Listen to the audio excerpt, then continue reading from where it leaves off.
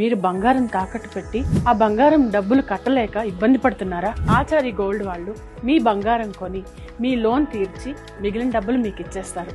ఇంకెందుకు ఆలస్యం? ఆచారి గోల్డ్ ఈ నెంబర్స్కి కాల్ చేయండి. 2024 ఎన్నికల్లో ఓటమి తర్వాత వైఎస్ జగన్మోహన్ రెడ్డి వ్యూహం పూర్తిగా మారిపోయింది. 2019, 2024 రెండు ఎన్నికలకు ఐపాక్ అంతా తానే పనిచేసింది. ఆ తర్వాత 2019లో అధికారంలోకి వచ్చిన తర్వాత వైఎస్ జగన్మోహన్ రెడ్డి వాలంటీర్ వ్యవస్థను తీసుకొచ్చారు. అయితే వాలంటీర్ వ్యవస్థను తీసుకురావడం మంచి నిర్ణయమే అయినప్పటికీ ప్రజలకు ఇంటి వద్దకే పాలన అందించాలనే లక్ష్యంతో వైఎస్ జగన్మోహన్ రెడ్డి ఆ రోజు వాలంటీర్ వ్యవస్థ తీసుకొచ్చినప్పటికీ పార్టీ పరంగా వైఎస్ జగన్మోహన్ రెడ్డి ఇబ్బంది పడ్డారన్నది రాజకీయ విశ్లేషకుల అభిప్రాయం. ప్రభుత్వ పరంగా వాలంటీర్ల వ్యవస్థ వల్ల లాభం కలిగి ఉండవచ్చు, కానీ పార్టీ పరంగా వైఎస్ఆర్సీపీ దెబ్బతిందన్నది ప్రధానంగా వైఎస్ఆర్సీపీ నాయకుల్లో కూడా వినిపిస్తున్నటువంటి మాట. ఎందుకంటే గ్రామ స్థాయిలో పార్టీ నాయకులకి ప్రజలకు మధ్య సంబంధం ఉంటేనే ఆ సంబంధాలు ఆ తర్వాత ఓట్లుగా మారుతాయి. ఓట్లుగా మారితేనే ఎన్నికల్లో అధికారంలోకి రాగలము, ఎన్నికల్లో మంచి ఫలితాలు వస్తాయన్నది వైఎస్ఆర్సీపీ నేతల వాదన. కానీ గతంలో నియమించిన వాలంటీర్ల వ్యవస్థ కారణంగా ప్రజలకు వైఎస్ఆర్సీపీ నేతల మధ్యకు సంబంధాలు తెగిపోయాయి. ఈ సంబంధాలు తెగిపోవడం కారణంగానే ఎన్నికల్లో ఓడిపోయామన్నది ప్రధానంగా వైఎస్ఆర్సీపీ నేతలు విశ్లేషిస్తున్నటువంటి అంశం.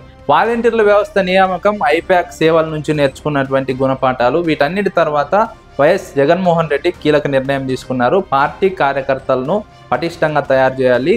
గ్రామ స్థాయి నుంచి రాష్ట్ర స్థాయి వరకు పార్టీని నిర్మించుకుంటేనే పార్టీ బలోపేతం అవుతుంది, లేదంటే ఇబ్బంది పడతామనే నిర్ణయంలో భాగంగానే వైఎస్ జగన్మోహన్ రెడ్డి గ్రామ స్థాయి నుంచి మండల స్థాయి, జిల్లా స్థాయి, రాష్ట్ర స్థాయి వరకు పార్టీ కమిటీల నియామకంలో కీలకంగా వ్యవహరిస్తున్నారు. ఈ కమిటీలో యాక్టివ్గా ఉన్నటువంటి వారికి అవకాశం ఇస్తున్నారు, కీలకమైన వ్యక్తులకు అవకాశం ఇస్తున్నారు. మరోవైపు అనుబంధ సంఘాల విషయంలో కూడా వైఎస్ జగన్మోహన్ రెడ్డి గతానికి భిన్నంగా వ్యవహరిస్తున్నారు.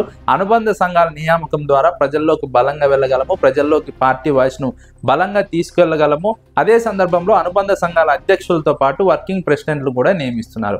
వర్కింగ్ ప్రెసిడెంట్లు నియమించడం ద్వారా మాజీ ఎమ్మెల్యేలు లేదంటే ఎన్నికల్లో పోటీ చేసి ఓడిపోయినటువంటి ఎమ్మెల్యే అభ్యర్థులు వీరందరికీ ఆయా స్థానాల్లో అవకాశం ఇవ్వడం కారణంగా పార్టీలో ఎప్పుడు ఏ అంశంపై స్పందించాలి, ఏ విధంగా స్పందించాలి, ఎంత స్థాయిలో స్పందించాలి అనే అంశంపైన ఒక స్పష్టత ఉంటుంది. కాబట్టి మాజీ ఎమ్మెల్యేలను, ఎమ్మెల్యే అభ్యర్థులను ఈ అనుబంధ విభాగాలకు వర్కింగ్ ప్రెసిడెంట్గా నియమించడం ద్వారా పార్టీ బలంగా ప్రజల్లోకి వెళ్తుంది, పార్టీ నిర్మాణం బలంగా జరుగుతుందని వైఎస్ జగన్మోహన్ రెడ్డి ప్రధానంగా విశ్వసిస్తున్నారు. పార్టీ నిర్మాణం గ్రామ స్థాయి నుంచి రాష్ట్ర స్థాయి వరకు నిర్మాణం జరిగితేనే పార్టీ బలంగా ఉంటుంది. ఎన్ని ఒడిదుడుకులు ఎదురైనా పార్టీ బలంగా నిలబడుతుందన్నది ప్రధానంగా వైఎస్ఆర్సీపీ నేతల వాదన. అందుకే వైఎస్ జగన్మోహన్ రెడ్డి గతానికి భిన్నంగా ఈసారి పార్టీ కార్యకర్తలను యాక్టివ్ చేస్తున్నారు, పార్టీ కార్యకర్తలకు అవకాశం ఇస్తున్నారు. యాక్టివ్గా ఉన్నటువంటి యువతను చేర్చుకోవాలని వైఎస్ జగన్మోహన్ రెడ్డి ఆదేశాలు ఇస్తున్నారు. ఇతర పార్టీల నుంచి ఆసక్తి ఉన్నటువంటి నాయకులు కూడా అవకాశం ఇవ్వాలని భావిస్తున్నారు. ఎవరైతే రాజకీయాల్లో ఆసక్తి చూపుతుంటారో, పార్టీలో పనిచేయడానికి ఆసక్తి చూపుతారో వాళ్ళకి ఏదో ఒక హోదా ఇచ్చి పార్టీలో వారిని భాగస్వామ్యం చేయడం ద్వారా పార్టీ బలోపేతం అవుతుంది, పటిష్టం అవుతుందని వైఎస్ఆర్సీపీ అధిష్టానం బలంగా నమ్ముతున్నటువంటి సందర్భం. వైఎస్ఆర్సీపీ అధిష్టానం లెక్కల ప్రకారం గ్రామ స్థాయి నుంచి రాష్ట్ర స్థాయి వరకు అన్ని కమిటీల నియామకం పూర్తయితే దాదాపుగా వైఎస్ఆర్సీపీకి 13 నుంచి 15 లక్షల సైన్యం తయారవుతుంది. వైఎస్ఆర్సీపీ కార్యకర్తలు సిద్ధమవుతారు. కార్యకర్తలు నమ్ముకుంటే మంచి ఫలితాలు వస్తాయనే నిర్ణయంలో భాగంగానే వైఎస్ జగన్మోహన్ రెడ్డి ఈ అంశంపైన ప్రధానంగా దృష్టి పెట్టినట్టు రాజకీయ విశ్లేషకులు అభిప్రాయపడుతున్నారు. వైఎస్ఆర్సీపీ క్షేత్రస్థాయిలో బలంగా పోరాడుతోంది. వైఎస్ జగన్మోహన్ రెడ్డి క్షేత్రస్థాయిలోకి వెళ్తున్నారు.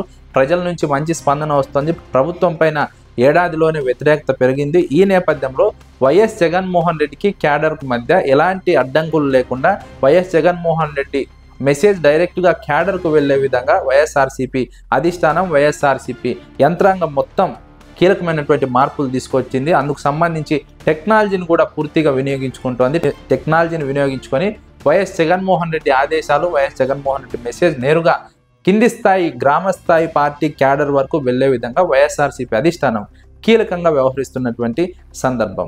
కార్యకర్తలకు నాయకులకు మధ్య ఎలాంటి గ్యాప్ లేకుండా ఒక టెక్నాలజీని రూపొందించడం ద్వారా, ఈ టెక్నాలజీ ద్వారా పార్టీ కార్యకర్తలను ఎప్పటికప్పుడు యాక్టివ్ చేస్తూ వైఎస్ జగన్మోహన్ రెడ్డి నేరుగా మెసేజ్ ఇవ్వడం ద్వారా పార్టీలో కార్యకర్తలు మరింత యాక్టివ్ అవుతారు, మరింత ఉత్సాహవంతంగా పనిచేస్తారన్నది ప్రధానంగా వైఎస్ఆర్సీపీ అధిష్టానం ఆలోచిస్తున్నటువంటి సందర్భం. నేపథ్యంలోనే వైఎస్ఆర్సీపీ కొత్త స్ట్రాటజీలు అమలు చేస్తోంది, కొత్త వ్యూహాలను రూపొందిస్తోంది, వాటి దిశగా క్షేత్రస్థాయిలోకి వెళ్తోంది. ఇప్పటికే ఏ నియోజకవర్గానికి సంబంధించిన సమస్యలను ఆ నియోజకవర్గంలో స్పందించాలి, వాటిపైన మాట్లాడాలి, ప్రభుత్వం పైన పోరాడాలి, ప్రజల తరఫున నిలబడాలి, ప్రజల్లోకి వాయిస్ను బలంగా తీసుకోవాలని వైఎస్ఆర్సీపీ అధిష్టానం వ్యూహం రూపొందించింది. అదే సందర్భంలో జిల్లా స్థాయిలో కూడా జిల్లాకు సంబంధించినటువంటి సమస్యలపైన జిల్లా నాయకులు ఎప్పటికప్పుడు స్పందిస్తూ వాటిపైన మాట్లాడుతూ ప్రజల్లోకి బలంగా వెళ్ళాలని నిర్ణయం తీసుకున్నారు. దీంతో పాటుగా వైఎస్ జగన్మోహన్ రెడ్డి కూడా జిల్లాల్లో జరుగుతున్నటువంటి కీలక సమస్యలపైన ప్రజల్లోకి వెళ్తున్నారు, వారిని పరామర్శిస్తున్నారు, ప్రభుత్వం పైన ఒత్తిడి తీసుకొచ్చి వాటి పరిష్కారం కనుగొనే ప్రయత్నం చేస్తున్నారు. ఇలా వైఎస్ఆర్సీపీ గతానికి భిన్నంగా వ్యూహాత్మకంగా వ్యవహరిస్తోంది, కొత్త స్ట్రాటజీలు అమలు చేస్తుందన్నది ప్రధానంగా రాజకీయ విశ్లేషకుల అంచనా.